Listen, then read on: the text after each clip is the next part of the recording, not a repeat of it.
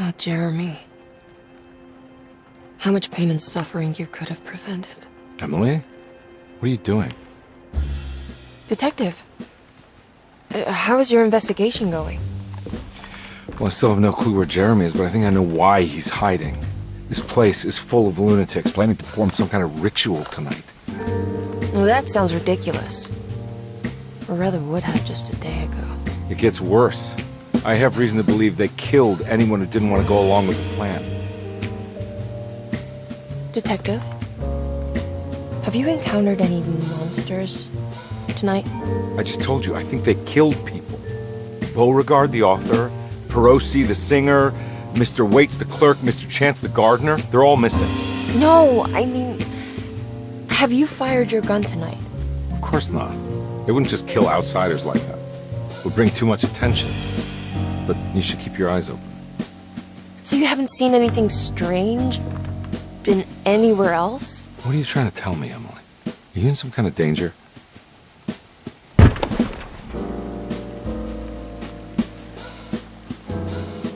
Let me drive you back to New Orleans. I think I have enough. You know, at least get the police to take a look at this case. No, I'm fine.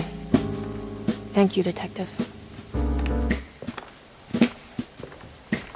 I'll find your uncle, Miss Harwood. Just stay out of trouble.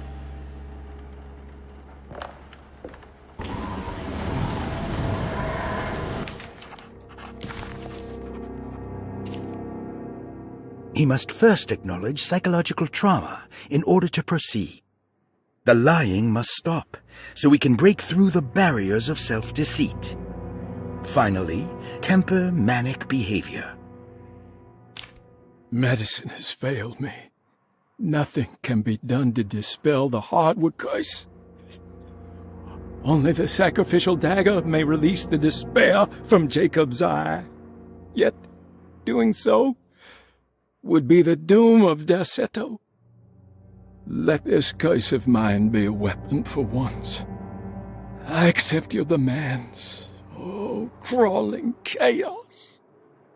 Build your prison around this godforsaken hospital. When evil has been starved, I will stay buried forever.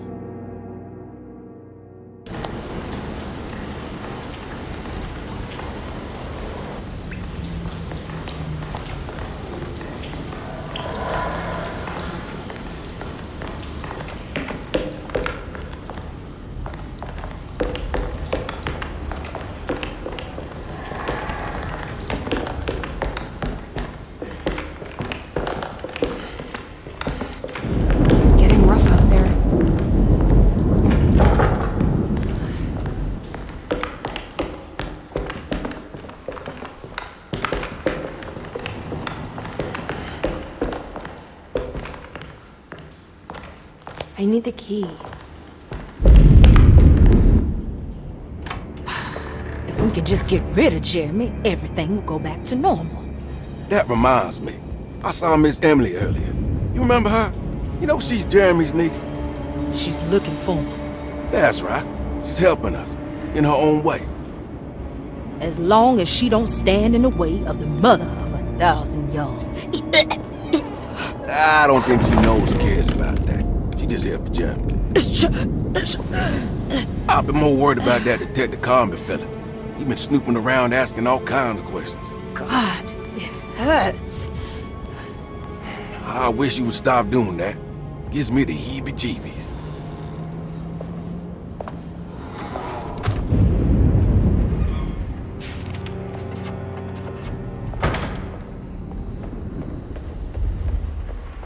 The old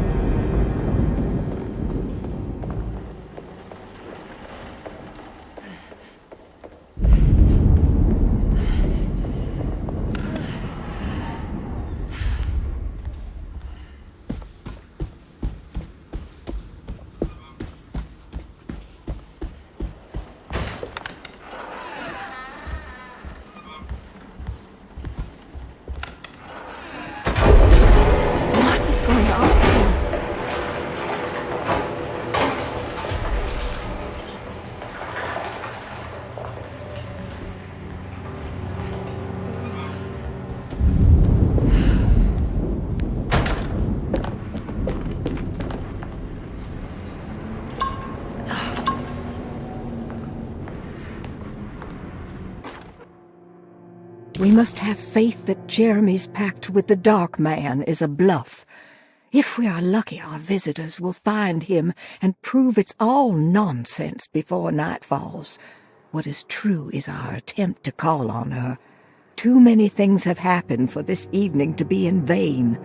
Think of Jack and Cassandra, even Perosi, whose circumstances I can't understand. Grace is our goat without horns. She knows it and will play the role. You must talk to your brother, Baptiste. I worry that he will fail us. Mrs. Thompson.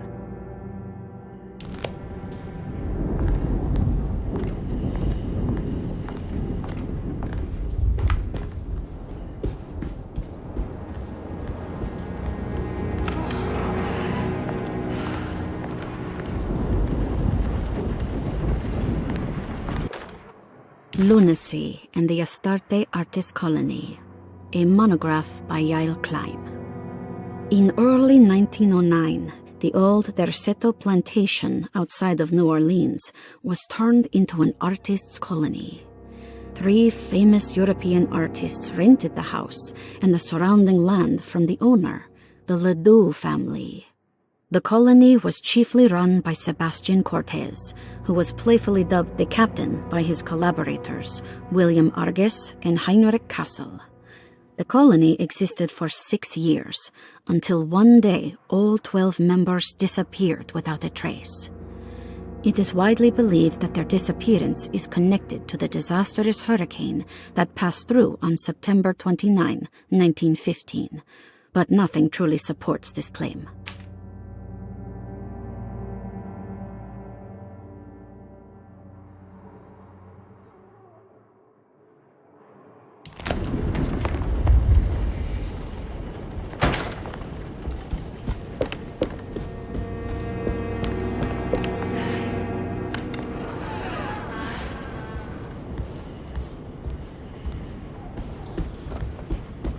There's no evidence about that.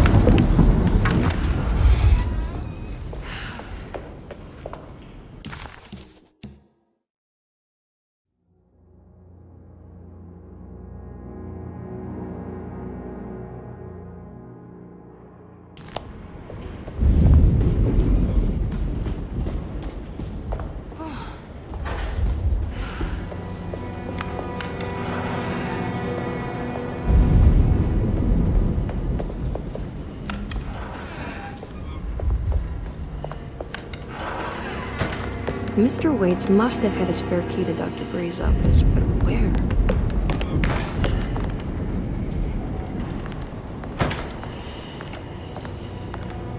I don't know the combination.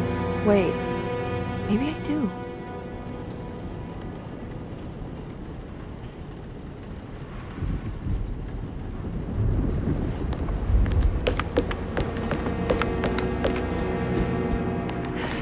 I need the key.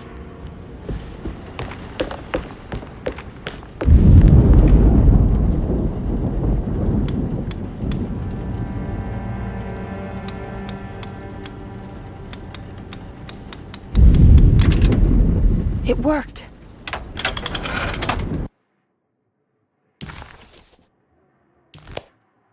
The last guest in the empty room suffered from severe maladaptation.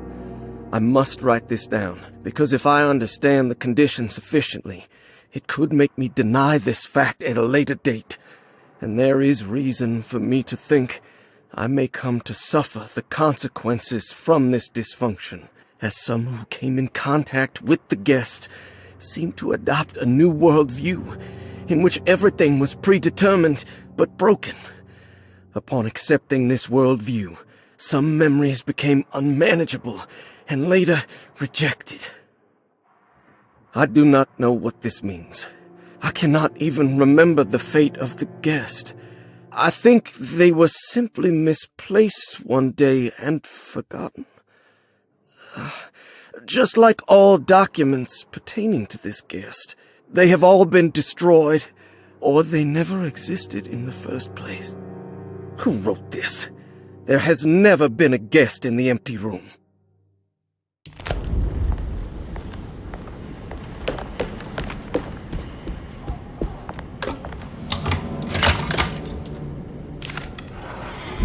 Here we are, Dr. Gray's office.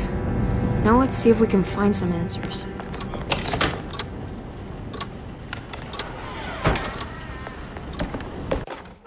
I have finished tidying up Miss Beauregard's belongings.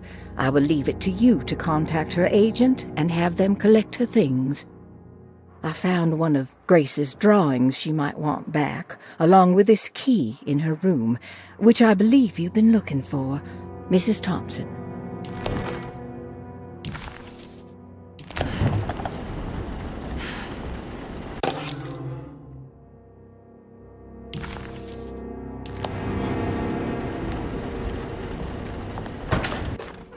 Dearest Dr. Manzetti, I find myself in a losing battle with my patient.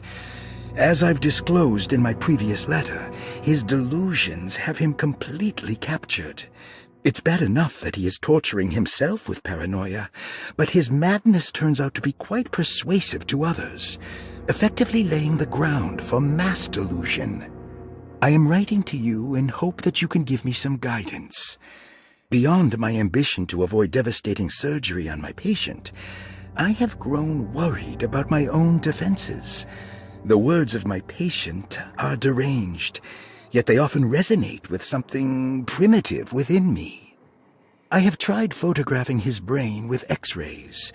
It was surprisingly difficult to get good results. Dark blotches on the plates kept obscuring all details. My patient looked at the bad plates and cried out in terror, telling me the dark areas was the shadow of the worm eating him from inside. I could not see anything out of the ordinary. I hope this is a sign that my mind is not as receptive to the madness as I had feared. After further inquiry, my patient described the shadows inside his mind as some kind of chthonic monstrosity that wants to undermine his sanctuary. This is clearly a reference to a place he calls Teroea, a sort of library or convent that works as a psychological haven. With this imaginary haven threatened by this Chthonian, he has now constructed another, less pleasant hiding spot. Lately, he has been bringing up a metaphor of a steamboat that has run aground, that he feels like he needs to start the engines and reverse, but he is afraid that the hole in the hull would cause the whole ship to sink. I've been watching him turn this metaphor into reality for the last week. He knows it's made up, but he is doubling down, trying to make it a real memory. I feel certain that this is my chance to break through the barriers of his self-deceit.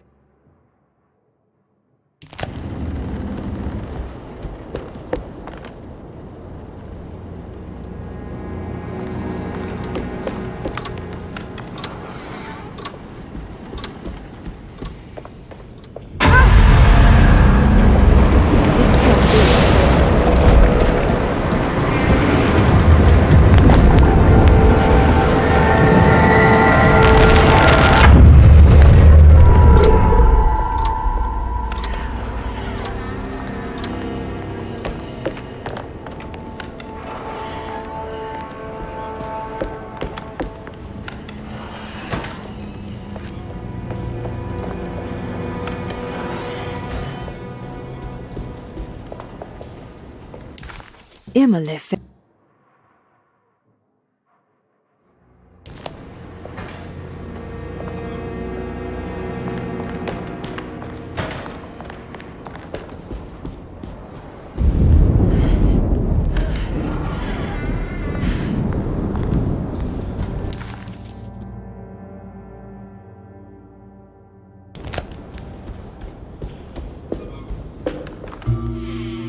Hey, little lady, how's your evening been going? Ups and downs, I suppose. I hear that.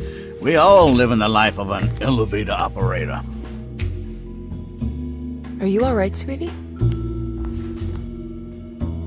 Do you want to see my mask, miss? I'm making it for St. John's.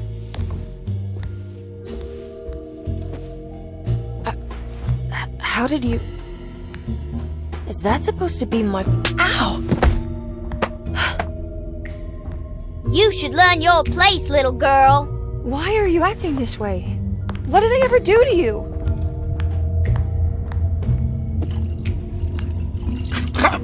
Grace! Grace!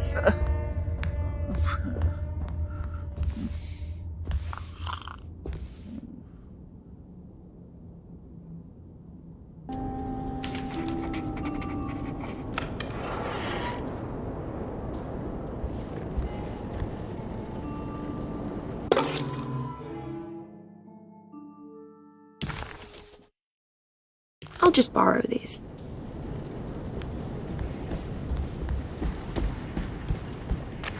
At least he's breathing. I'll just let him sleep it off. There's something missing.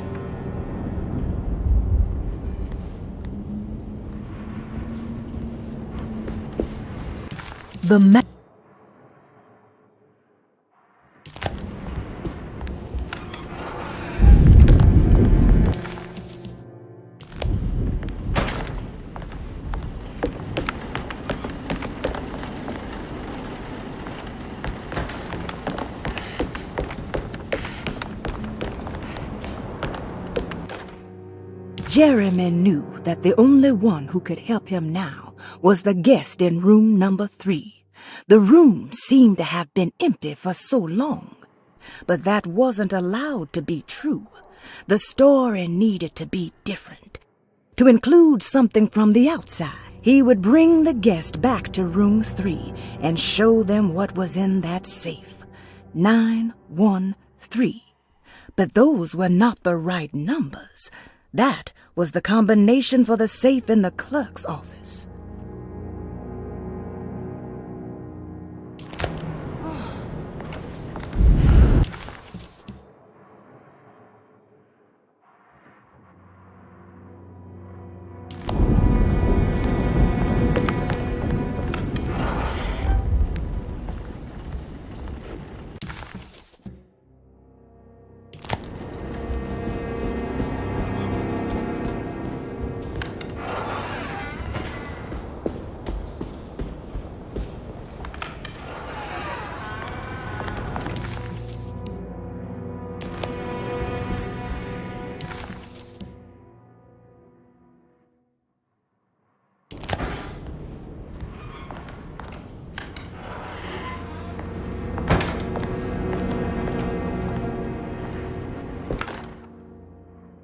Detective Comby, I'm terribly sorry that my niece has pulled you into this mess. Please, with all my blessings, take her away from this cursed place. I have destroyed that eater of worlds and locked it away in the attic and retreated to a place of hiding. Tell Emily I'm safe. Tell her all the lies you can think of to make her listen. Take her back to New Orleans. Sincerely, Jeremy.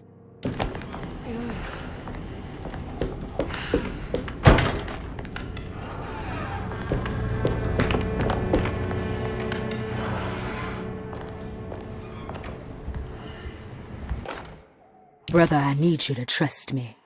This is the most important moment in our family's history. I know you have doubts and that the terrible Mama Loa told you lies. I would never betray you.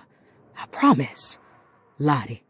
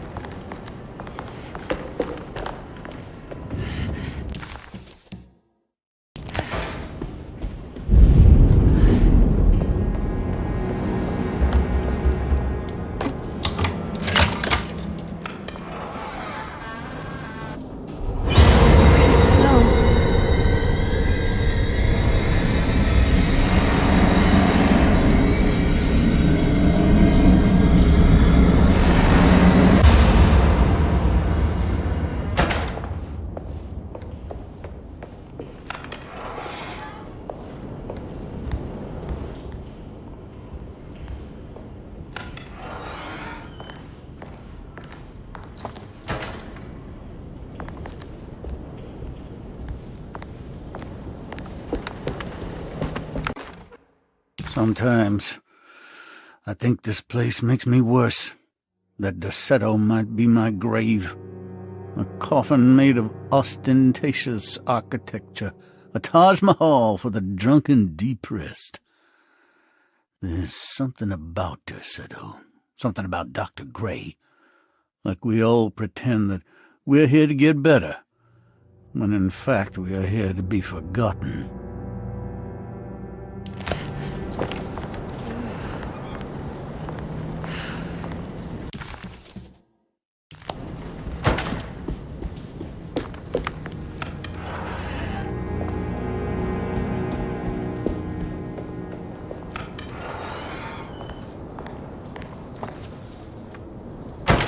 Ruth, are you there? No.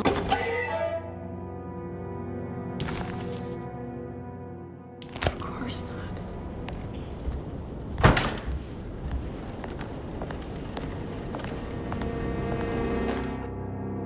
Castle built the zoetrope as an exercise in animation. He is very interested in moving pictures and has even ordered an aeroscope camera for the colony.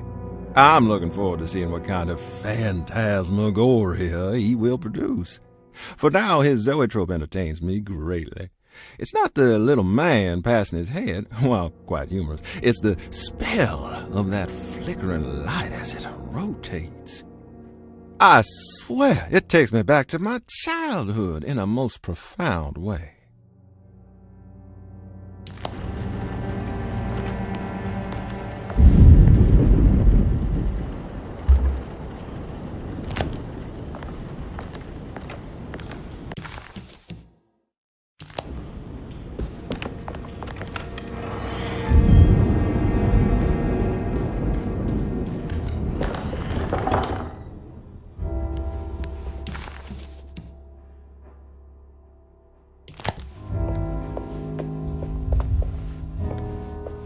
What is going on here?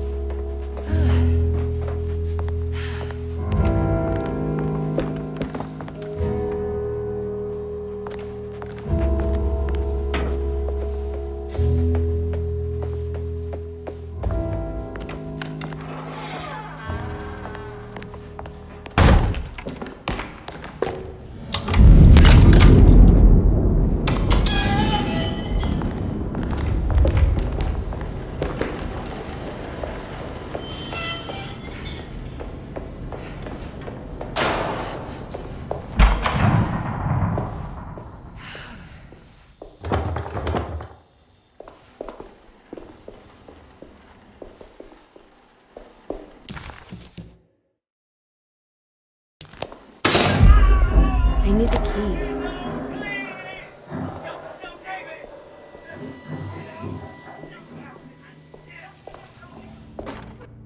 Radiography.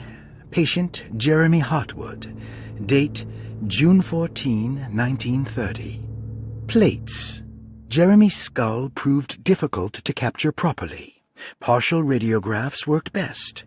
A complete picture of the brain can be assembled by piecing 3 plates together. Observations. Even when looking at an assembled version, a shadow covers significant parts of Jeremy's brain. Possible tumor, but more likely that the equipment is failing. Jeremy reacted strongly to the pictures and claimed to see a giant clay worm eating and displacing his memories. Notes. While this exercise has left me nowhere closer to an answer, I feel confident that a Burkhardt lobotomy should sever all necessary parts.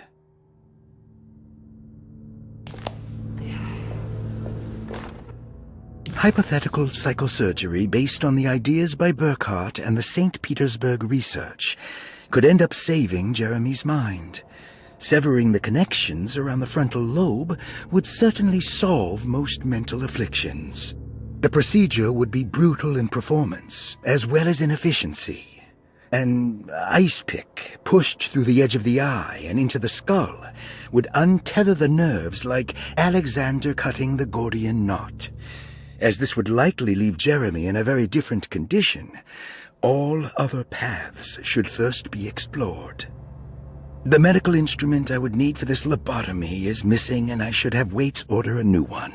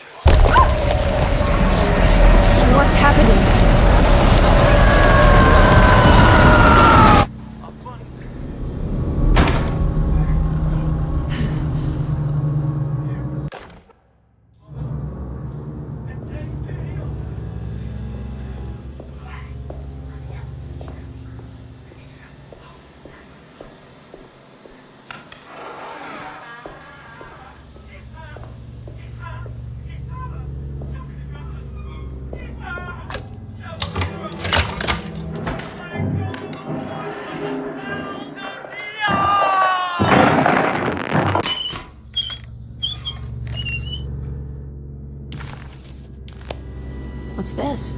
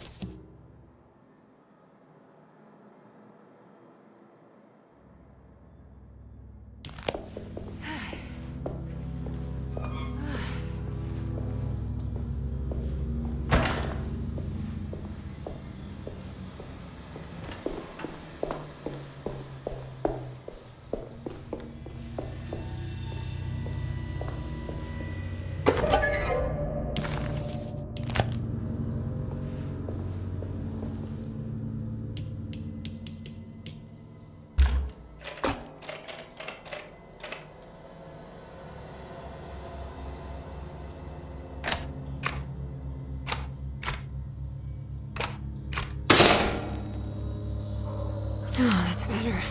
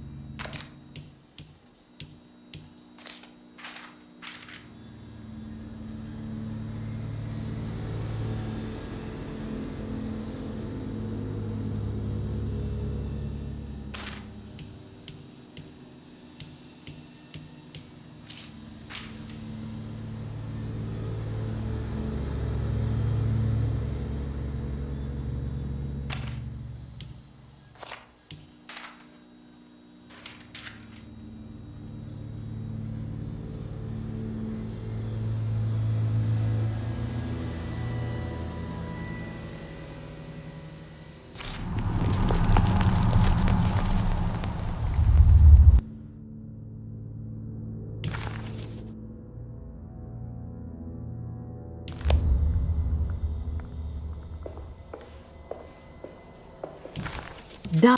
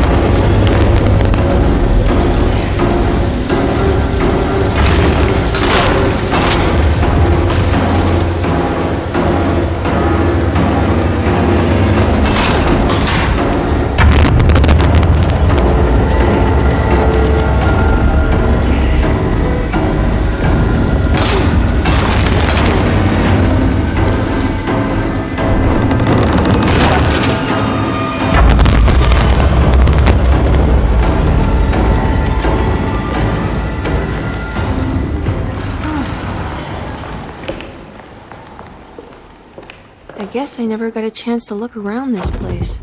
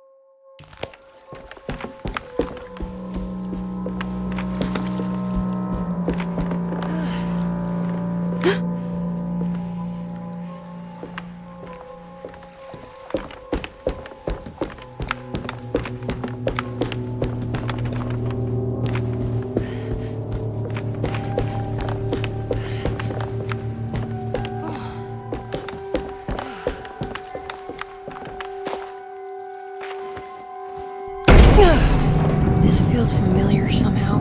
Hello? Is anyone there? Jeremy, where are you? I'm stuck in the mud and the bayou is taking me. Jeremy? Can you hear me? The motor is dead. I can't do anything more. Hang on, Jeremy. I'll get the boat running. I'll get you out of here.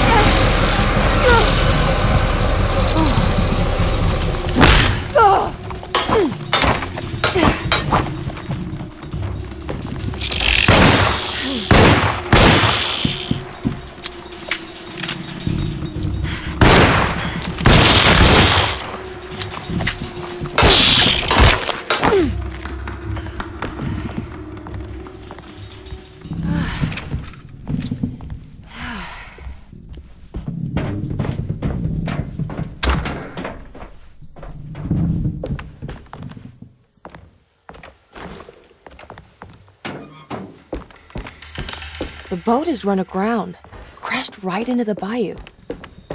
If I get the motor running, I could try backing into the river.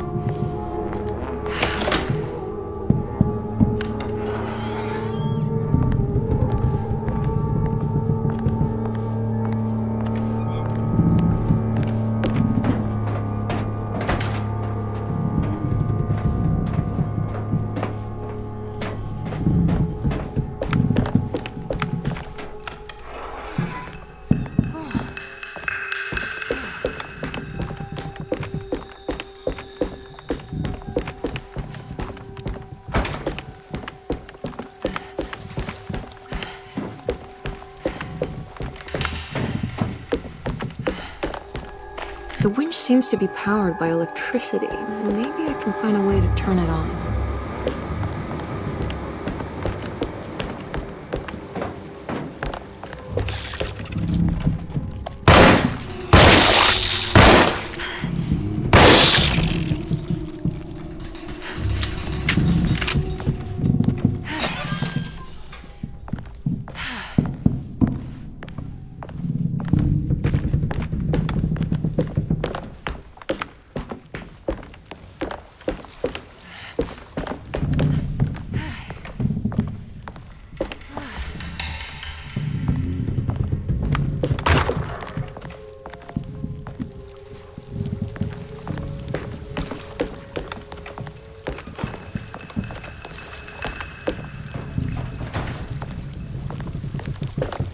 I can break this, I just...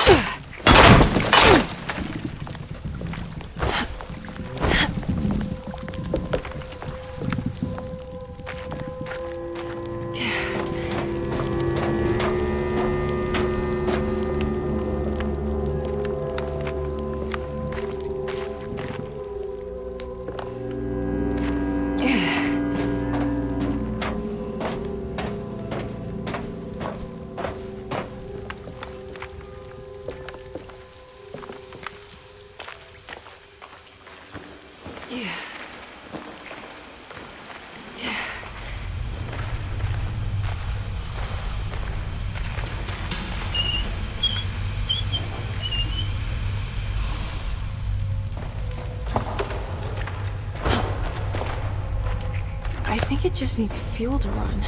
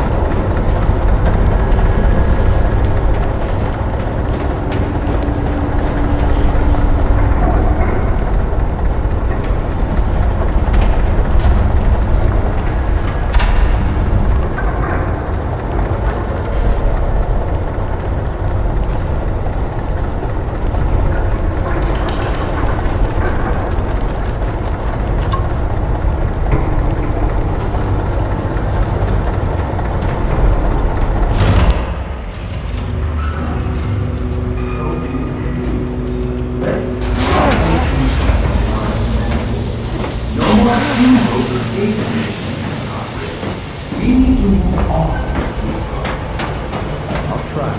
Jeremy? Are you ready to tell me? What's happening? A little rope around my neck, and then I strangle all life from my body. Uncle! Are you under the impression that you died? Yes. No. I was supposed to die. What does that mean to you? That you were supposed to die? I'm the catalyst. I had to die to make the story happen. Story? What are you referring to, Jeremy? 30 years ago, Frederic needed me to die. Jeremy! You're not making any sense, Jeremy. Come back. Find your focus. Uncle? I cheated everyone. I didn't play my part. I escaped my doom. Destiny! Again, find your focus. Jeremy! Now everything is wrong. Nothing is in place. Hey, listen to me! We're gonna drown! Calm down, Miss Hartwood. You're not in any danger. But... Jeremy... He was here, wasn't he? Miss Hartwood, I am beginning to suspect your family curse is catching up with you. Have you ever talked to a doctor about your condition? No. No, I was just confused. I thought I saw him for a moment. I'm fine. I'll let you be. Miss, I want you to know I'm here to help, if you need me.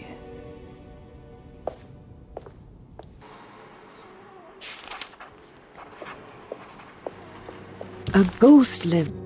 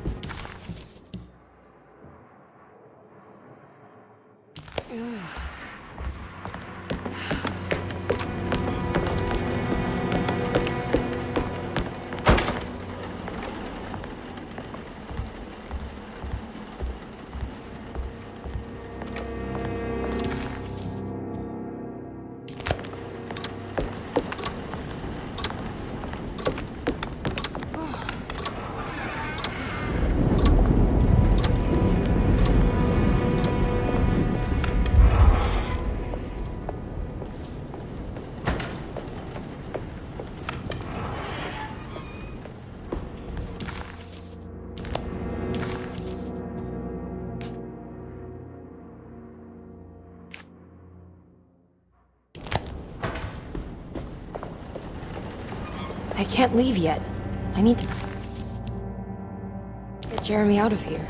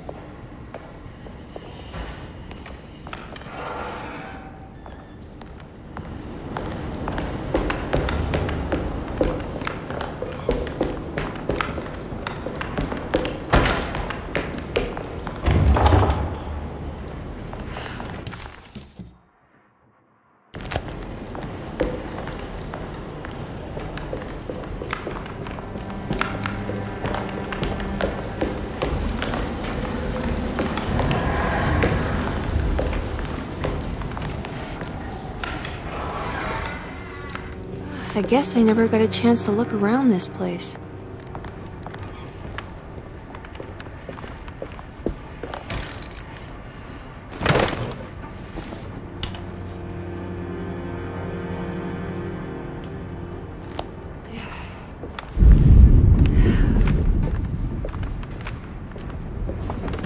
What's this?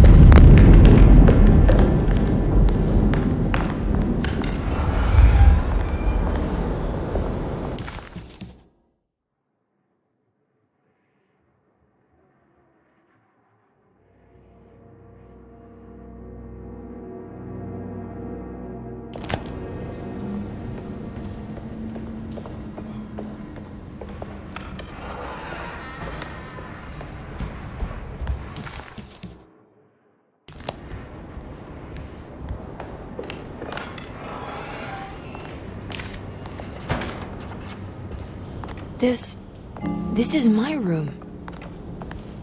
I belong here.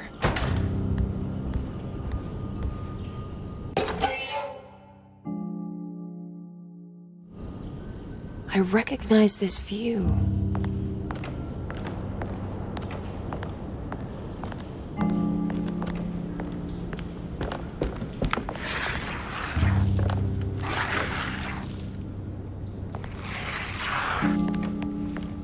When I get back, I did this. I wrote that. I don't know the combination. Wait, maybe I do.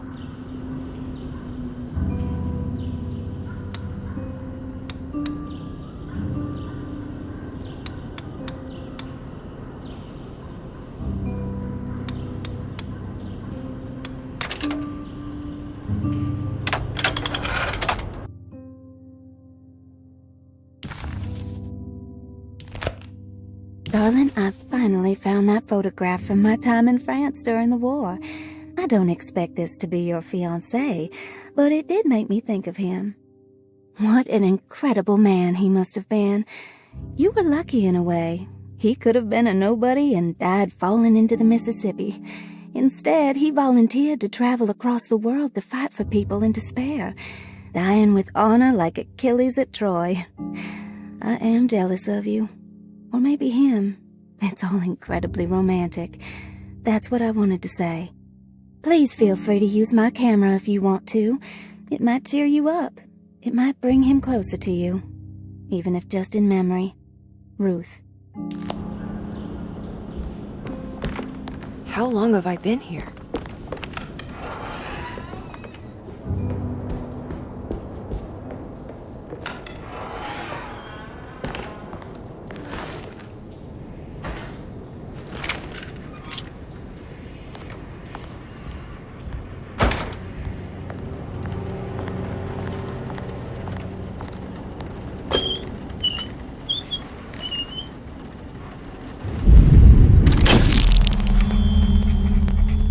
Is this how you travel, Ruth? The war in Europe rages on, and America is doing its part to hold back the German aggression. Ships from Boston and New Orleans arrived yesterday to bolster our gallant forces in France. These men will play a crucial role in helping our allies defend the innocent and defeat the German war machine. In trenches... I'll find you, John.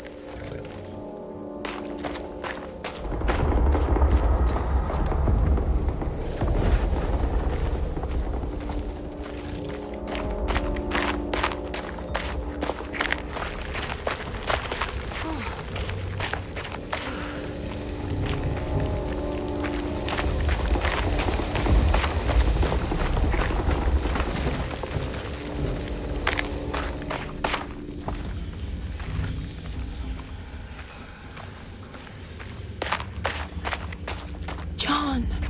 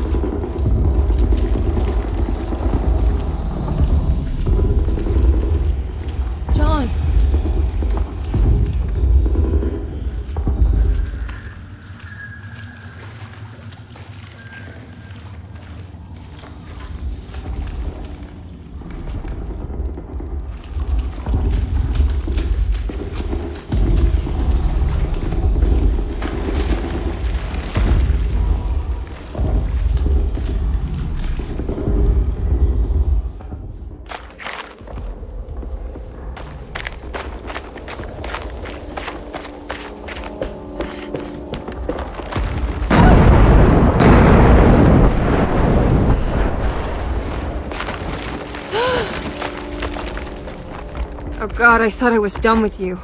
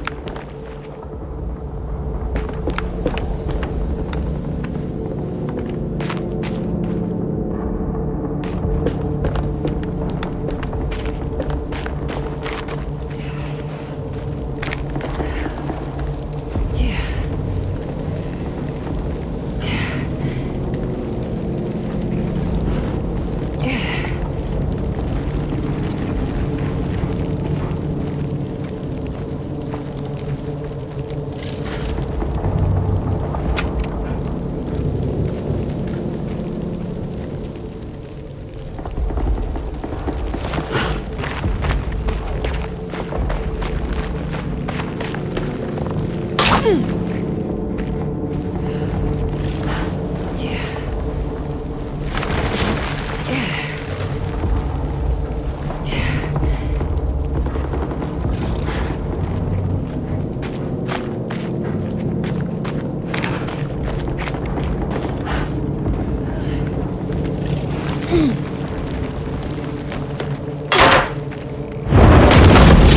gotta run. There's no way I can kill that thing.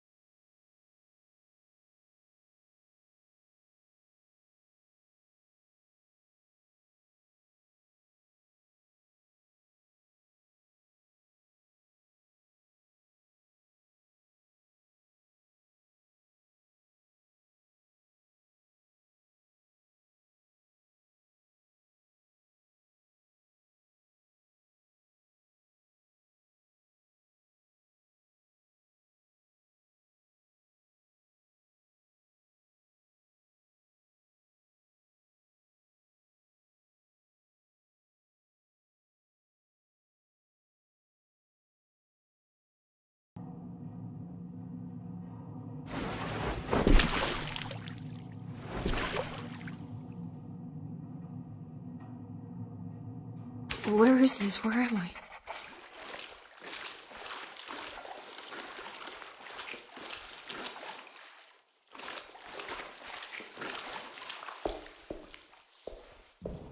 I need the key.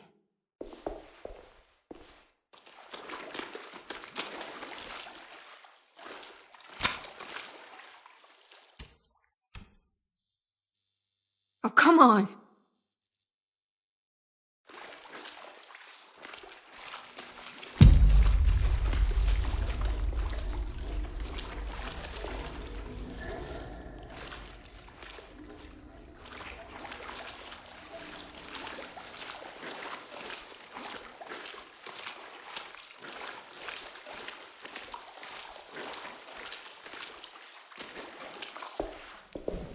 I need the key.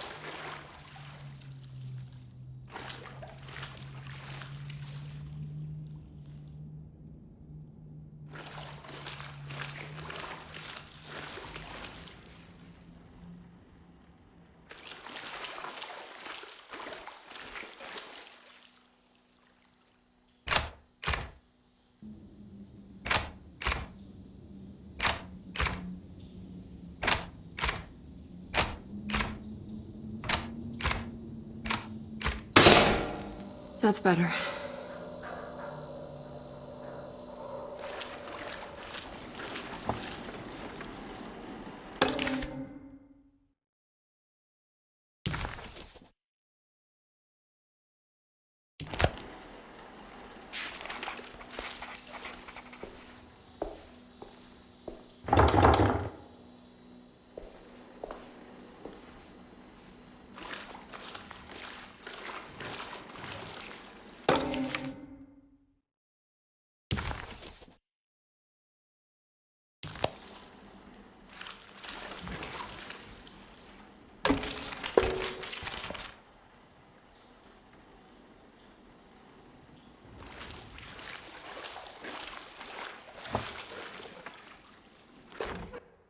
Those in the Refuge, June 17, 1919. It is with a heavy heart that I must declare the Derceto Refuge to be harmful beyond saving. As an emergency hospital, we have over the last 2 years treated hundreds of patients suffering the so-called Spanish flu. Unfortunately, our mortality numbers are unforgivable. While the influenza in itself was often successfully treated, many died of fungal infections and sudden acts of violent madness. In order to dismantle the refuge safely, building engineers will survey what parts of the house are especially contaminated by the peculiar rot discovered by Jean-Baptiste Tabois. The rot is believed to be the main perpetrator in spreading the deadly fungal infection, but also the cause of the incurable madness. The most afflicted rooms will then be sealed permanently to create a cordon sanitaire. As the dead seem to exacerbate the spreading of the fungal infection, all bodies that can't be cremated by tomorrow will be forever entombed inside Derceto's sealed section. The refuge was never meant to be permanent, and as the influenza epidemic seems to be in decline, it stands to reason that we shut the facility altogether. Many brave volunteers have helped for very little pay to treat those in need for almost 2 years, and we are forever in their debt. All surviving patients will be transferred to other medical facilities around New Orleans as soon as possible. At the end of the summer, we should be able to leave Derceto to recover. Dr. Isaac Herbert.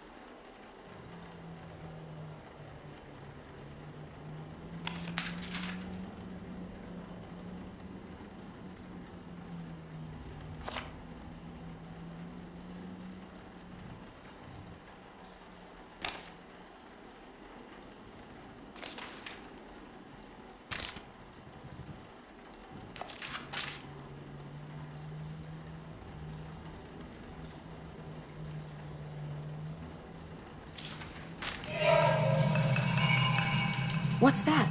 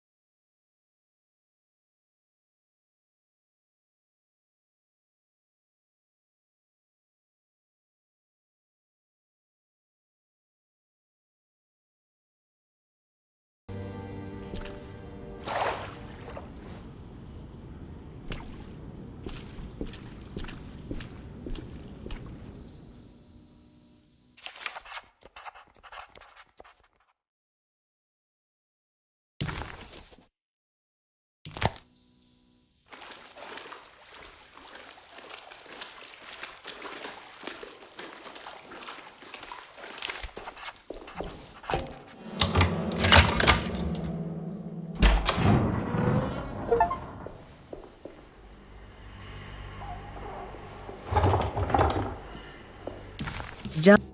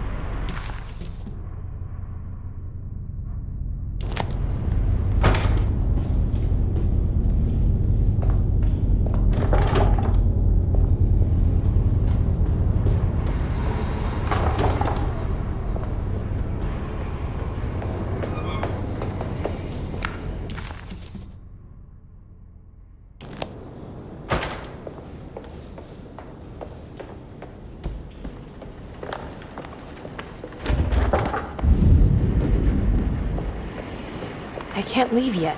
I need...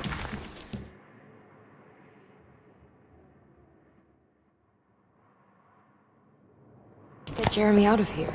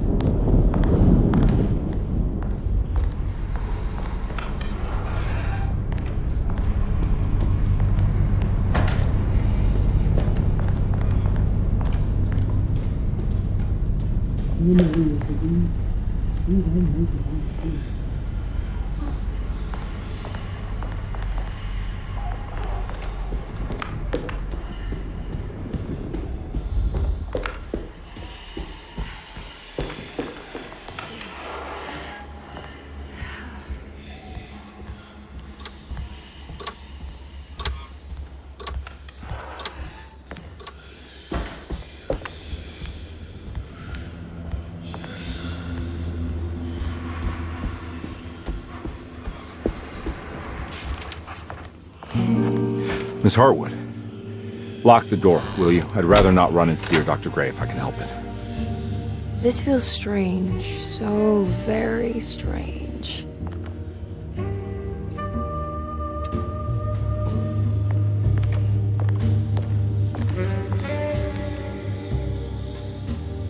You okay?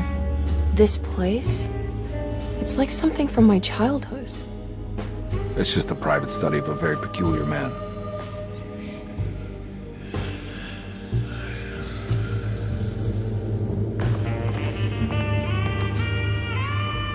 I think this is it. I'm properly mad. You should be. Dr. Gray's playing with fire. Derceto's a powder keg of loonies, all ready to play their part in a murderous cult.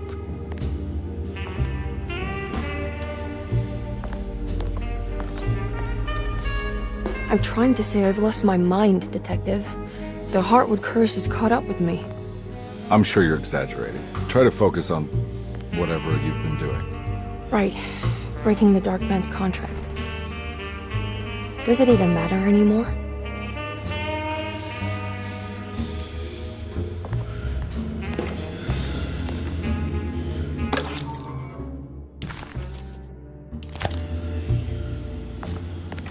There's a book missing.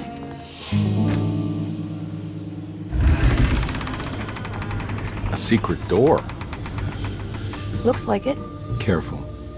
Let me go first.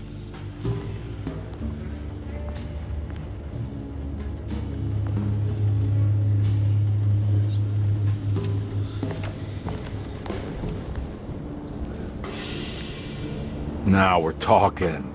Great job, Emily.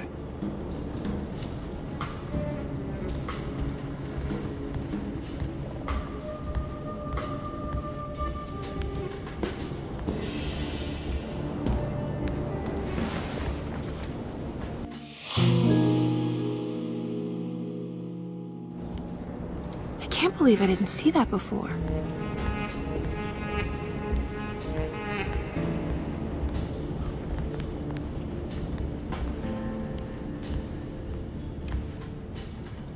Found anything? Oh, Dr. Gray's in so deep, I knew it. He's as mad as his patients. I mean, look at this. She who can till the soil of this sick world and begin again, the black goat of the woods with 1,000 young. Absolute insanity.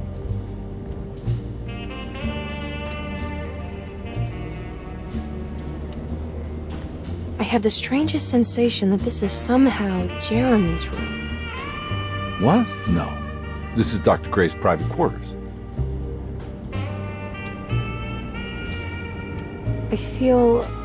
I want to apologize, Detective, for my elusive behavior tonight. I'm glad you haven't given up on me and my uncle yet.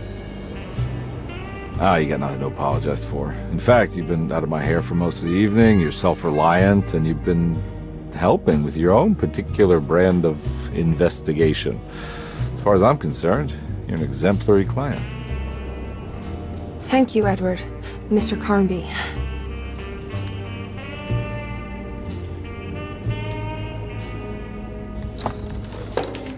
Good to finally meet you, Mr. Hartwood. I'm here on the behalf of your brother Philip. You were expecting me, weren't you? Yes. You're from Derceto, no? That's right. I just wanted to ask you a few questions to see if there is anything I can do to help you and your family. Okay. I understand you're full of imagination. You make up a lot of things.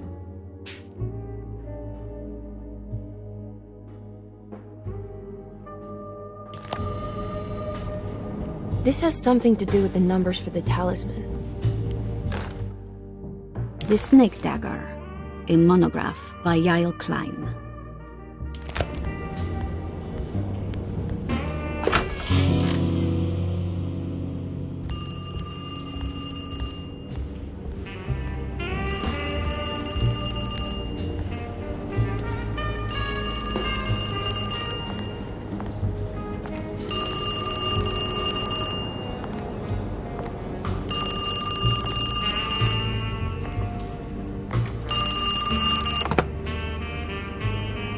Hello?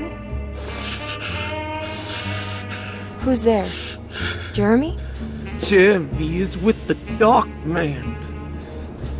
You can't save him. Jeremy is with the Dark Man? Where? Who is he? What is the Dark Man? The Heartwood curse. He will come for you too.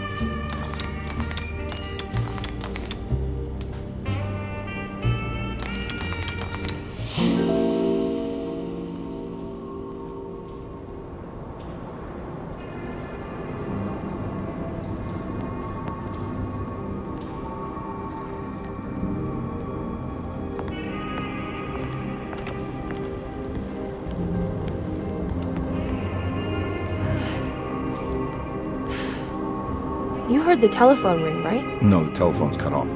I tried calling the police earlier. Yeah, that's what I figured.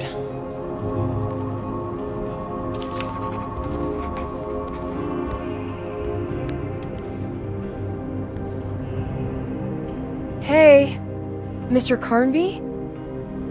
What? Nothing, right? It's a closet. That's right, Detective. I'll see you later. I have to finish this. You're going inside the closet? I know what it looks like, but I can't explain it, much less justify it. All right. You do what you have to do, miss.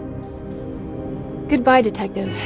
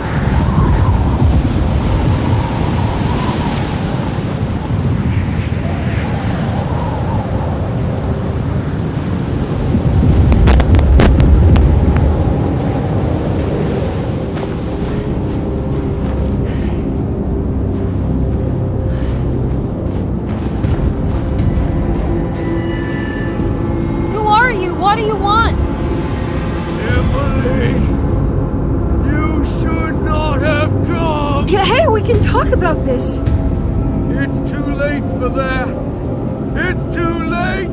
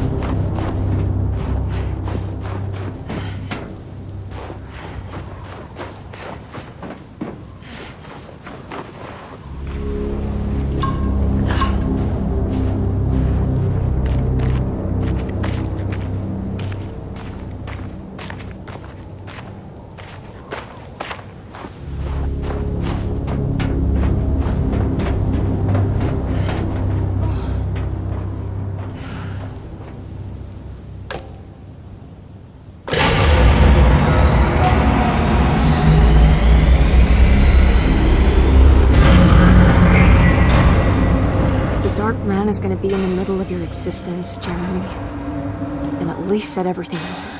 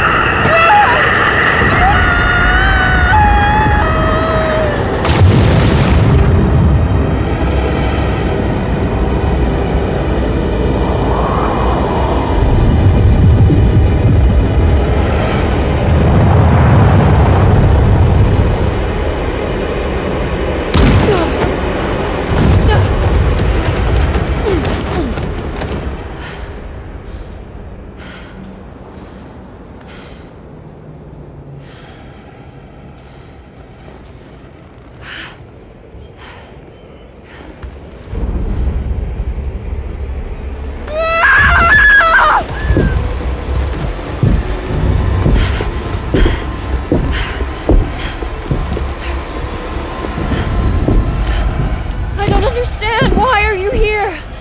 I did everything you wanted to break the pact. What else can I do? Wait, it did work. That's why you're coming after me. You're in my head now. In that case, I hope you enjoy your stay. Emily, stop! Don't worry. We got you.